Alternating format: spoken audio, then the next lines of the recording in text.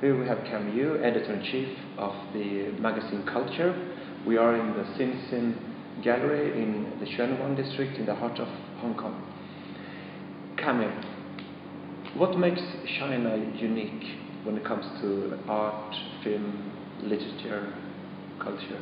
What makes China really unique in terms of its creative productivity is its own cultural legacy. In China, we have a long history of art, of course, because of history and because of many periods of turmoil. There were gaps in that creative history.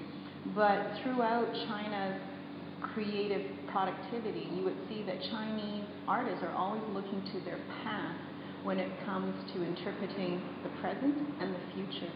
With any Chinese art that is produced in China, you would always see that the Chinese are trying to make sense of what is happening in their own lives today by interpreting what has happened before and what they think is going to happen in the future. In Sweden at the moment, it's a lot of focus on Ai Weiwei and Nobel Prize winner Yan. Surely there must be plentiful of interesting artists and writers in China that the Western world have overseen. Not that the world has overseen, it's just that these two artists are getting the news because deservedly they are making big news for different reasons. With Ai Weiwei and the problems that he is having with the government, with Yan, with the accolades that he's receiving both from inside and outside of China, they deserve the press.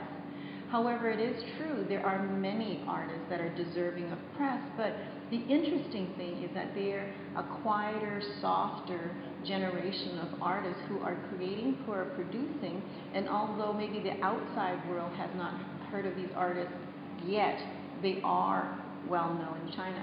There's actually too many to actually name. Which are the main art and culture hubs in China, except from Beijing and Shanghai?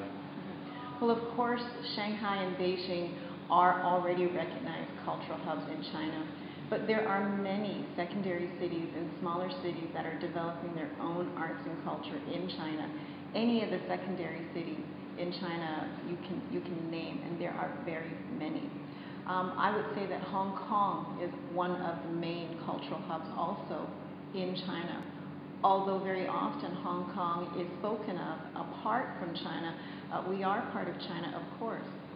However, because of its unique history and its unique economy, Hong Kong is developing into an arts and cultural hub in a way that is very unique.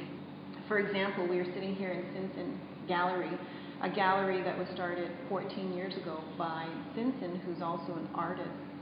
And 14 years ago, there wasn't a lot going on when it came to visual arts. Now there's over 100 galleries, private galleries in Hong Kong that are operating, and more coming on board all the time. One of the main reasons for that is our freedom here in Hong Kong. We are free to speak, we are free to represent, we are free to present. And so one of the main reasons that a lot of galleries have opened up here in Hong Kong is that they're able to hang artwork without any fear of reprisal. They do not have to fear that someone will shut down their gallery because the art is provocative or perhaps offending to a government official. They can sell their work freely here. They can represent any artist they want without restrictions. And that has created a unique environment for the developments of arts and culture in Hong Kong. In China, what does it take for an artist to be considered provocative? I think if you want to be provocative as a Chinese artist, you do have to do some jail time, or you have to offend the government in some way. I mean, as soon as that happens, all of a sudden the artist is renowned for being provocative. Visiting bookshops in China and in Hong Kong, it's absolutely packed with Swedish detective stories like Henning Mankell, Stig Larsson, Lisa Marklund. Lars Nytve, the Swedish curator, will be head of one of the biggest museums here in Hong Kong. What's the view in China and Hong Kong when it comes to Sweden and Swedish culture? I think the Chinese have a huge admiration for Swedish people and the Swedish culture and the Swedish society as a whole. When I think I look at Sweden and the amazing accomplishments of your creative people as well as your economy, there's many things to admire. I think with Swedish products and design, you have superior quality, superior standards, and that is internationally recognized, and I think it is something that the Chinese would like to emulate. So you could say there's a growing demand in China to get in contact with Swedish art and culture and design. China would love to have more contact with Swedish culture and Swedish art, and definitely a nation that I think we all really admire and hope to aspire to become more of. In the 70s and 80s, you had a lot of kung fu films coming out of Hong Kong. On the film scene, what's happening now in Hong Kong and in China? Well, the film scene I think is much stronger in Beijing and in China.